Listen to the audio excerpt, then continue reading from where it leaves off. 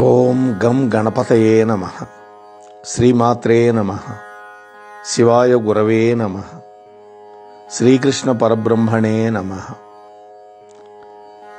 నారాయణం నమస్కృత్య నరం చైవ నరోత్తమం దేవీం సరస్వతీం వ్యాసం తతో జయముదీరయేత్. ప్రియ భగవద్బంధువులారా, ఇప్పటి వరకు మనం 16 అధ్యాయాల యొక్క మాహాత్యాన్ని, 16 అధ్యాయాలలో ఉన్నటువంటి ప్రముఖమైనటువంటి శ్లోకాలకి వ్యాఖ్యానం చెప్పుకున్నాం. ఈ రోజున 17వ అధ్యాయం యొక్క వైభవాన్ని మనం చెప్పుకునే ప్రయత్నం చేద్దాం. దీనికి శ్రద్ధాత్రయ విభాగ యోగము అని పేరు. ముందుగా కథ. లక్ష్మీదేవికి విష్ణుమూర్తి చెప్తున్నాడు. ఆ విషయాన్ని పరమేశ్వరుడు పార్వతీదేవికి చెబుతున్నాడు. పూర్వం ఖడ్గదాముడు అనేటువంటి ఒక రాజుగారు ఉండేవాడు. అతడికి ఒక సేవకుడు ఉన్నాడు. వాడి పేరు దుశ్శాసనుడు. వాడు చాలా కపట బుద్ధి కలిగిన వాడు. ఒకసారి వాడు రాజకుమారులతో చాలా డబ్బు పందెం కాసి ఒక ఏనుగు మీదకి ఎక్కాడు. అది అసలే మహా చెడ్డ ఏనుగు. అందువల్ల దాని మీద ఎక్కి దాని ఇష్టం వచ్చినట్లుగా నడిపిస్తానని పందెం కాశాడు. అంటే నా ఇష్టం వచ్చినట్టు ఈ ఏనుగును నడిపిస్తాను అని పందెం పెట్టాడు రాజకుమారులతోటి. అందువల్ల దాని మీదకి ఎక్కి కొంత దూరం వెళ్ళాడు. కొంత దూరం బాగానే వెళ్ళింది. అయినా కూడా వాడు పెద్ద పెద్ద కేకలు, అరుపులు పెడుతూ దాన్ని అదిలించి బెదిరించి తోలటం మొదలుపెట్టాడు. ఆ కేకలు విని ఆ ఏనుగు క్రోధాగ్నితో కుతకుతలాడిపోతూ అడ్డదిడ్డంగా గంతులేసింది. అంతే, వాడు పట్టుదప్పి కింద పడ్డాడు.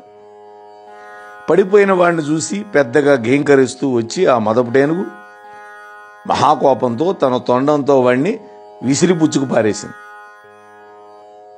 అంతే, వాడి ప్రాణాలు గాల్లో కలిసిపోయినాయి. వాడి యొక్క భౌతిక శరీరం మాత్రం కింద పడింది. కాలవశం వల్ల ఈ విధంగా మరణించినటువంటి ఆ దుశ్శాసనుడు తరువాత జన్మలో ఏనుగుగా పుట్టాడు. సింహళ ద్వీప మహారాజు దగ్గరికి చేరి అక్కడ చాలా కాలం గడిపింది ఆ ఏనుగు. ఆ సింహళ దేశపు రాజుకి ఖడ్గబాహుడితో మంచి స్నేహం ఉంది. అందువల్ల ఆ రాజు జలమార్గం ద్వారా ఆ ఏనుగుని ఖడ్గబాహుడికి కానుకగా పంపించాడు, ఓడలో పెట్టి. ఒక రోజున రాజుగారి భవనానికి ఒక మహాకవి వచ్చాడు. రాజు సంస్కృతంలో ఒక సమస్య ఇచ్చి దాన్ని పూరించమన్నాడు. ఆ రోజుల్లో సమస్యాపూరణం అనేది ఉండేది. అష్టావధానంలో కూడా ఉంది కదా ఇవాళ. కవిగారు చమత్కారంగా పూర్తి చేసి వినిపించడంతో రాజుగారికి సంతోషం కలిగి ఆ కవిగారికి తనకి సింహళ దేశపు రాజుగారు బహుకరించిన ఏనుగుని బహుమానంగా ఇచ్చాడు. అయితే ఆ కవి 100 బంగారపు నాణ్యాలు తీసుకొని దాన్ని మళ్ళీ రాజుగారికే అమ్మేశాడు. నాకెందుకండి ఈ ఏనుగు, నేను ఎక్కడ మేపేది, నాకు 100 బంగారు నాణ్యాలు ఇవ్వమండి, మీరే పుచ్చుకోండి అని ఆయనకే ఇచ్చేశాడు. కొంతకాలం గడిచిన తర్వాత ఆ ఏనుగు జబ్బు పడింది. దాన్ని జాగ్రత్తగా పెంచుతున్నా కూడా దానికి అసాధ్యమైనటువంటి ఒక జ్వరం వచ్చి ఇక మరణకాలం ఆసన్నమైంది. ఆ ఏనుగు రక్షణ భారం వహించేటటువంటి మావటీలు, సేవకులు రాజుగారి దగ్గరికి వెళ్ళి దాని యొక్క పరిస్థితి అంతా వివరించి చెప్పారు. మహారాజా, మీరు సంరక్షించమన్నటువంటి ఏనుగుకి చాలా జబ్బు చేసింది. అది నిద్ర, ఆహారం 2 మానేసింది. కారణం ఏమిటో మాకైతే అర్థం కావట్లేదు అన్నారు. వాడు చెప్పిన సమాచారం విని రాజుగారు ఏనుగులకు వైద్యం చేసే మంచి నైపుణ్యం కలిగిన వైద్యుల్ని తీసుకొని తన మంత్రులను కూడా వెంట పెట్టుకొని ఆ రోగగ్రస్తమైపడి ఉన్నటువంటి ఏనుగు దగ్గరికి వెళ్ళాడు. రాజుగారిని చూడంగానే జ్వరబాధంతా మర్చిపోయి అక్కడ వాళ్ళంతా ఆశ్చర్యపడేటట్లుగా ఆ ఏనుగు ఈ విధంగా అంది: శాస్త్ర పాండిత్యం కలిగిన వాడివి, రాజనీతిలో సముద్రం వంటి వాడివి, అరివీర భయంకరుడవు, సదా విష్ణుపద ధ్యాన తత్పరుడవి అయినటువంటి ఓ మహారాజా, ఈ మందుల వల్ల ఏం ప్రయోజనం లేదు. ఈ వైద్యులు ఎవరు కూడా నా రోగాన్ని కుదర్చలేరు. దానం వల్ల కానీ జపం వల్ల కానీ కూడా ఏం ప్రయోజనం ఉండదు. నా మీద గనక మీకు దయగలిగితే భగవద్గీతలో ఉన్నటువంటి 17వ అధ్యాయాన్ని, శ్రద్ధాత్రయ విభాగ యోగాన్ని చక్కగా పఠనం చేసే బ్రాహ్మణోత్తముని పిలిపించండి అని కోరింది ఆ ఏనుగు. రాజు ఆశ్చర్యపోయి ఏనుగు కోరినట్టే చేశాడు. గీతా పఠనం అయిపోయిన తర్వాత ఆ బ్రాహ్మణుడు ఆ మంత్ర జలాన్ని ఏనుగు మీద చల్లాడు.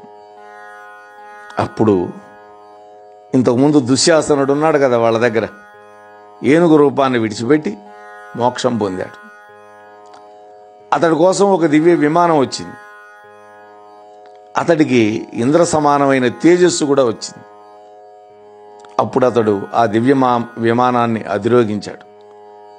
రాజుగారు అతన్ని చూసి, పూర్వజన్మలో నీవెవరివి, అసలు నీ రూపం ఏంటి, నా సందేహం తీర్చి వెళ్ళు అన్నాడు.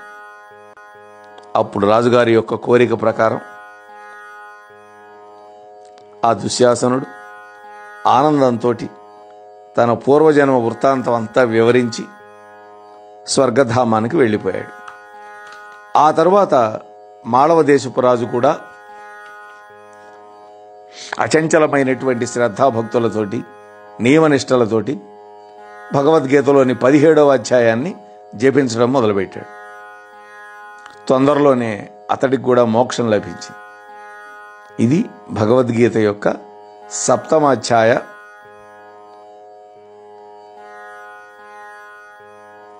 17వ అధ్యాయం యొక్క మహాత్మ్యం.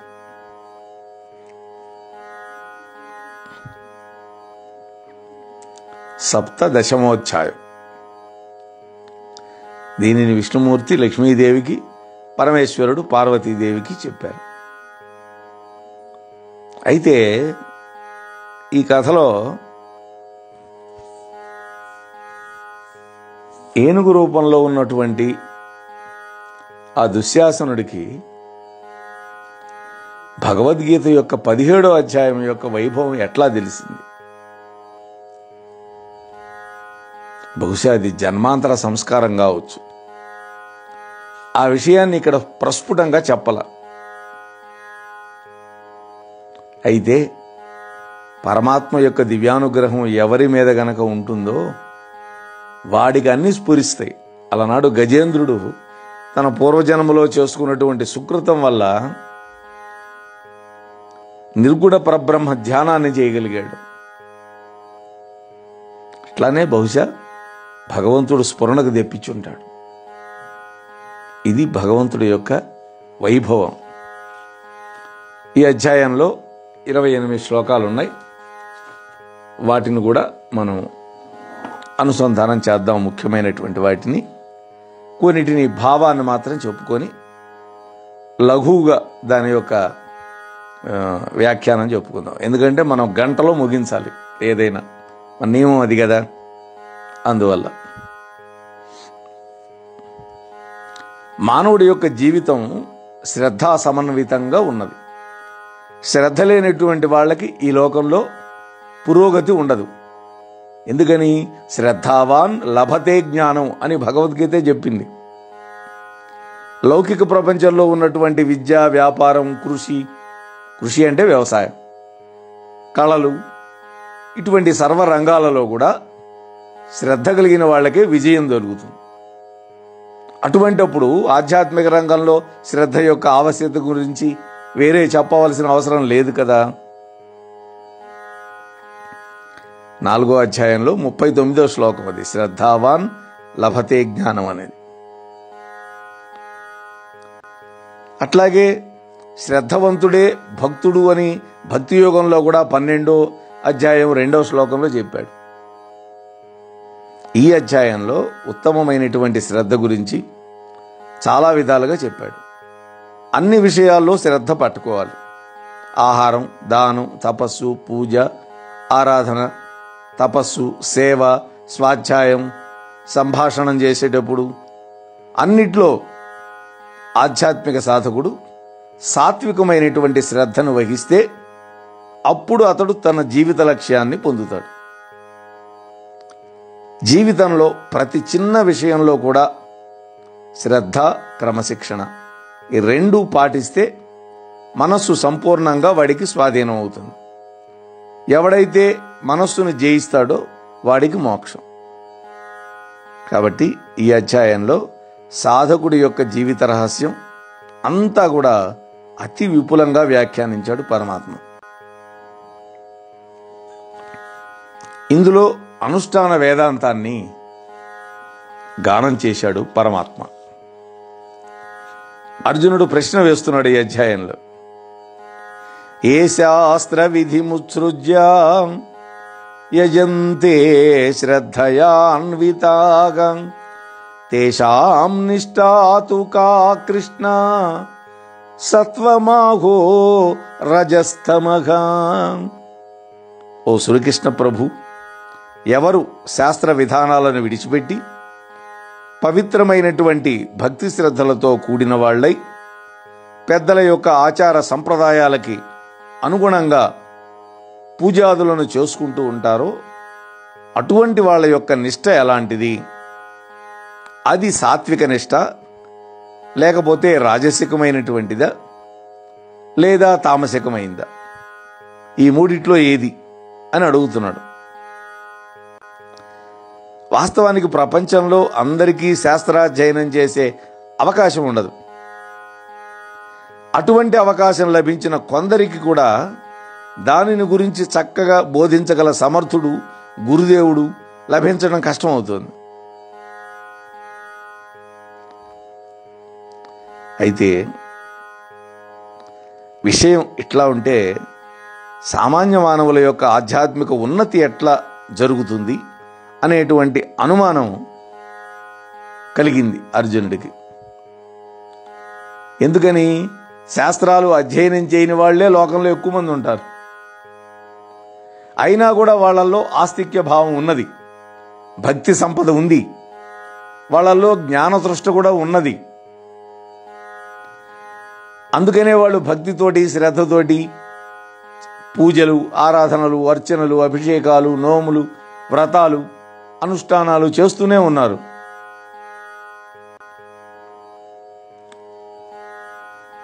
కాబట్టి ఇక్కడ అటువంటి వాళ్ళు పరమాత్మను పొందగలుగుతారా లేదా అనేది అర్జునుడి ప్రశ్న. అందుకని వాళ్లకున్నటువంటి శ్రద్ధ ఎట్లాంటిదో చెప్పమంటున్నాడు. అంటే అది సాత్వికమా, రాజసికమా, తామసికమా, ఎటువంటి శ్రద్ధ వాళ్ళలో ఉంటుంది, వాళ్ళు ఏ వర్గానికి చెందిన వాళ్ళు అవుతారు. ఇది భగవంతుడు మొదలు పెడుతున్నాడు. త్రివిధా భవతి శ్రద్ధ దేహినాం సాస్వభావజం సాత్వికీ రాజసీ చైవ తామసీ చేతి తాం శృణు. శృణు, చక్కగా వినమంటున్నాడు పరమాత్మ. అర్జున, పూర్వజన్మ యొక్క సంస్కారాలని అనుసరించి శరీరధారులకి 3 విధాలైనటువంటి శ్రద్ధ కలుగుతుంది అన్నాడు. 1 సాత్వికం, 2 రాజసికం, 3 తామసికం. ఇది పరమాత్మ చెప్పేది. అంటే మానవుడు తన యొక్క సంస్కారాన్ని అనుసరించి వాడిలో ఆ శ్రద్ధ వెలుస్తూ ఉంటుంది. సాత్విక శ్రద్ధ ఆత్మ కళ్యాణాన్ని కూరుస్తుంది. రాజసిక శ్రద్ధ కామాసక్తితో అనేకమైనటువంటి కర్మ లంపటాల్లో చిక్కుకొని ఉంటాడు జీవుడు. ఇక తామసిక శ్రద్ధ కేవలం అంధకారబంధురమైనటువంటి అజ్ఞానం. ఇది నిద్ర, ఆలస్య, ప్రమాద భూయిష్టమైనది. ఇక ఈ 3 విధాల శ్రద్ధ కలిగిన వాళ్ళ ప్రవర్తన, శీల సంపద పరమాత్మ వివరిస్తున్నాడు.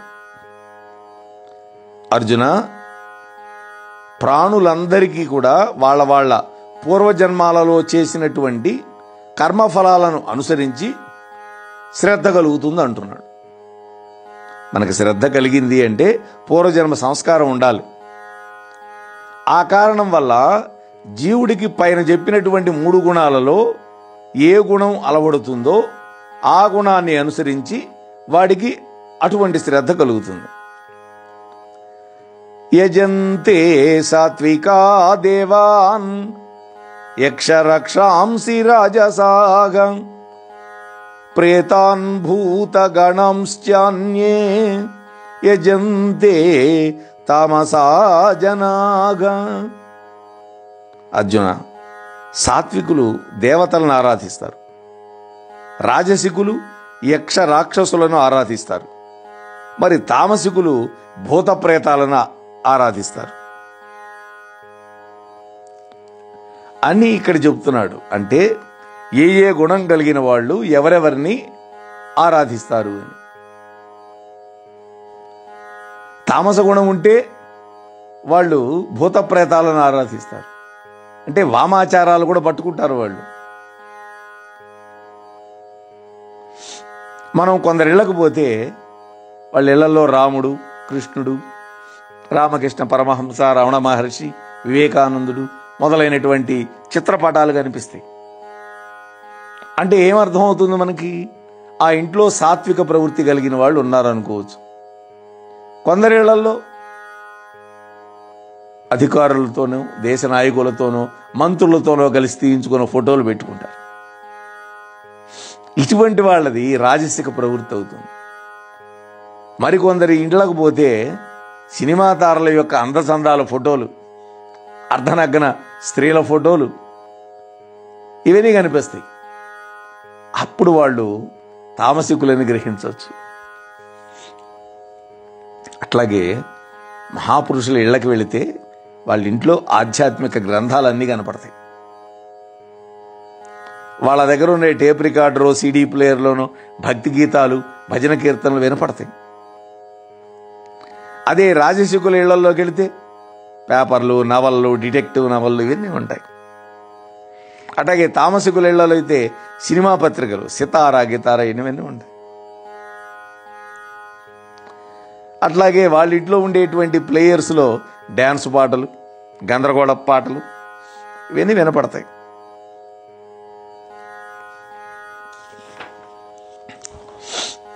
దంభం, అహంకారం కలిగి కామరాగ పశుబలంతో కూడిన వాళ్ళై ఏ మనుష్యులు శాస్త్ర విరుద్ధమైన క్రూరమైనటువంటి తపస్సులు చేస్తూ మూఢులై తమ దేహ ఇంద్రియాలను శరీరములో సాక్షి రూపుడై ఉన్నటువంటి పరమాత్మని బాధ పెడుతుంటారో అటువంటి వాళ్ళు ఆసురీ ప్రవృత్తి గల వాళ్ళని గ్రహించమంటున్నాడు. అంటే ఆసురీ ప్రవృత్తి కలిగిన వాళ్ళు డాంబికాలు పలుకుతారు, శాస్త్ర విరుద్ధమైన పనులు చేస్తారు, ఘోరమైనటువంటి క్రూరమైనటువంటి తపస్సుల గురించి ప్రయత్నం చేస్తుంటారు.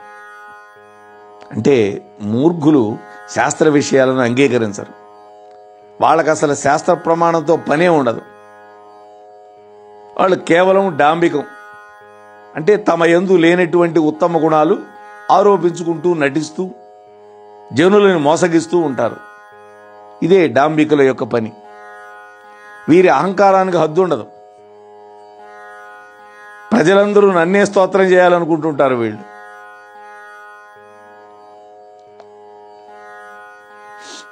అట్లాగే చిత్తశుద్ధి గనక లేకపోతే ఆత్మశుద్ధి కలగదు. అందువల్ల దంభాకారత కలిగినటువంటి వాళ్ళ యొక్క తపస్సులు ఆత్మజ్ఞానాన్ని ఇవ్వకపోగా వాడిని సర్వ విధాలా పతనం చేసేస్తాయి. కొందరు నీచమైన ఉపాసకులు రక్తమాంసాలను నివేదిస్తారు, బలులిస్తారు. ఇవన్నీ అటువంటి వాళ్ళు ఆసురీ వర్గానికి చెందిన వాళ్ళు. ఇది మరికొందరు భయంకరమైన ఉపవాసాలు, శరీరాన్ని బాగా కష్టపెడతారు. రాక్షసులు అంతే కదా, తపస్సు చేశాయంటే వాడు ఎముకల గూడైందాక చేస్తాడు. ఇటువంటి కఠోర తపస్సులు, వ్రతాలు చిత్తశుద్ధిని మాత్రం ఇవ్వవు. కాబట్టి అటువంటి వ్రతానుష్ఠానం నిష్ప్రయోజనమే. శరీరం యొక్క ఆరోగ్యం కోసం అప్పుడప్పుడు ఉపవాస దీక్షలు, ఆహార నియమాలు అవసరమే. దాన్ని మితిమీరి చేయకూడదు. శరీరం పడిపోకుండా ఉండేంత సాత్విక ఆహారం తీసుకోమనే చెబుతున్నారు కలియుగంలో. పాలో పండ్లో ఏవో ఒకటి. యుక్తాహార విహారాలు చెప్పింది కదా భగవద్గీతలో 6వ అధ్యాయంలో 16-17 శ్లోకాల్లో.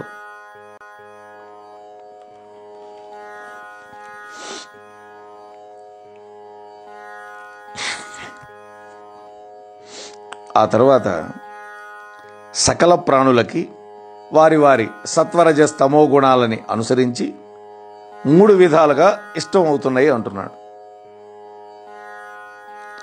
అదే రీతిన యజ్ఞం, దానం, తపస్సు కూడా 3 విధాలుగా వాడికి ఇష్టం అవుతుంది. వాటి యొక్క భేదాన్ని చెబుతాను వినమంటున్నాడు పరమాత్మ. ఈ శ్లోకంలో భగవంతుడు 4 ప్రధానమైన వాటి గురించి చెబుతున్నాడు.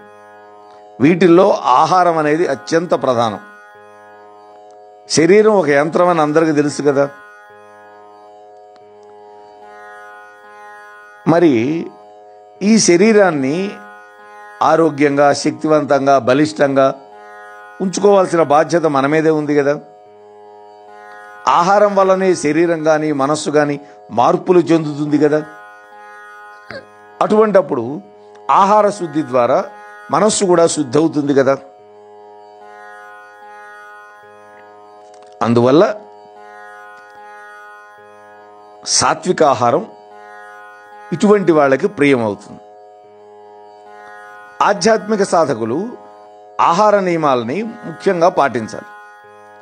వాళ్ళు తినేటటువంటి ఆహారాన్ని బట్టి వాళ్ళు ఏ వర్గానికి చెందిన వాళ్ళో మనకు అర్థమవుతుంది.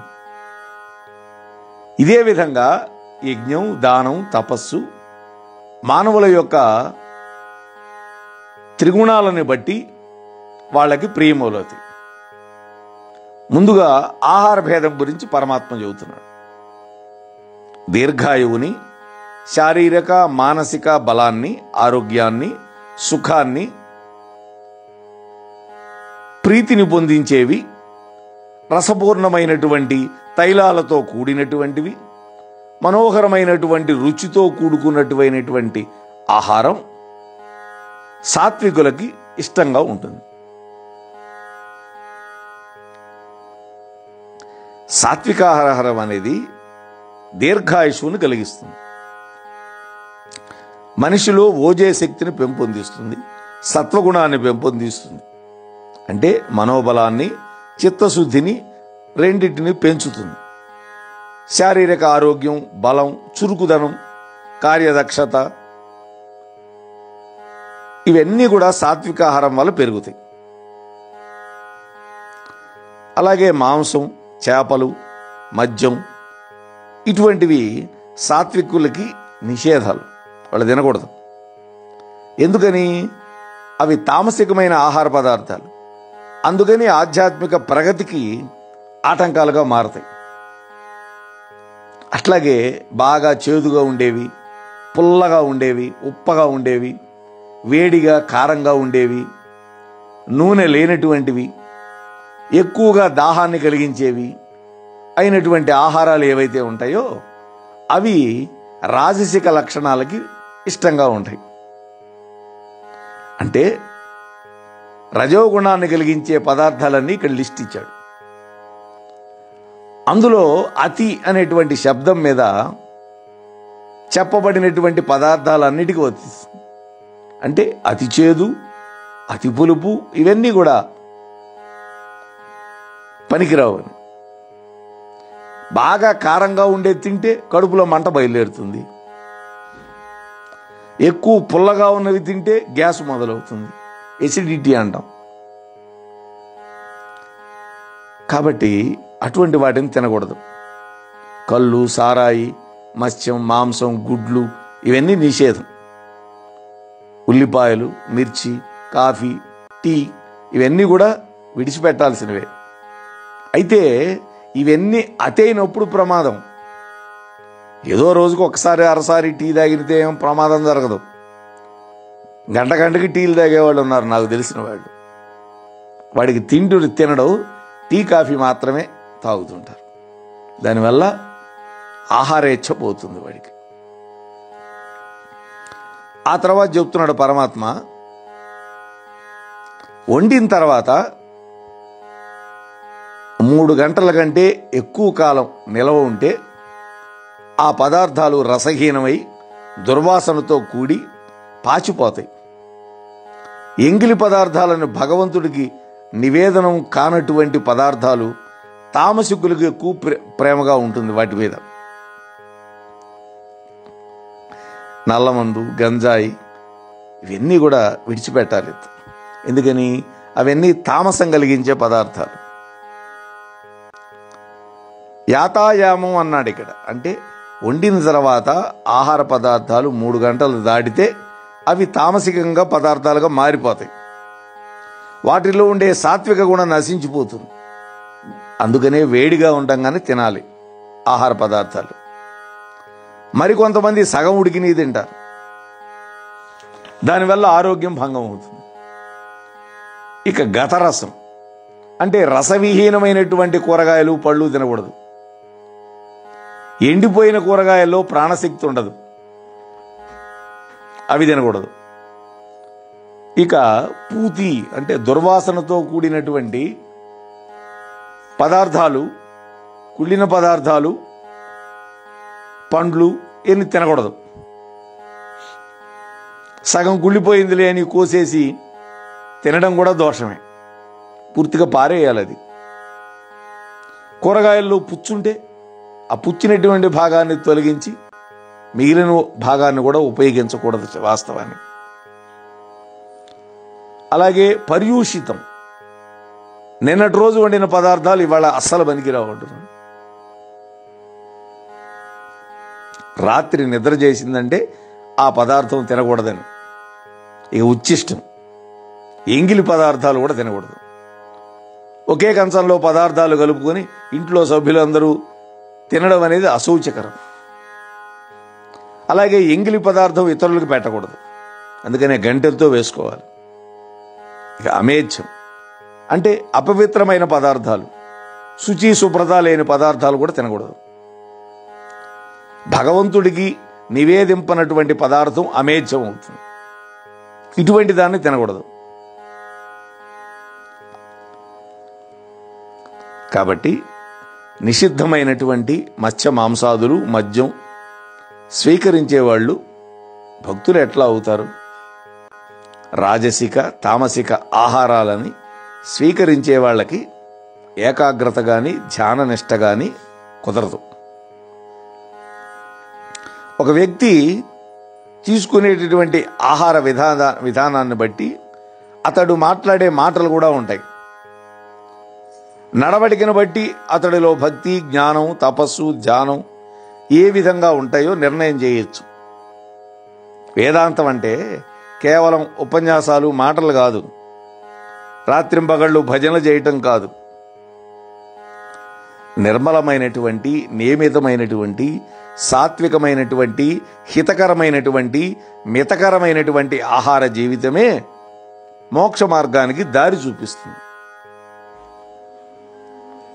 ఇక సాత్వికాది త్రివిధ యజ్ఞాలను గురించి భగవంతుడు చెప్తున్నాడు 11వ శ్లోకంలో.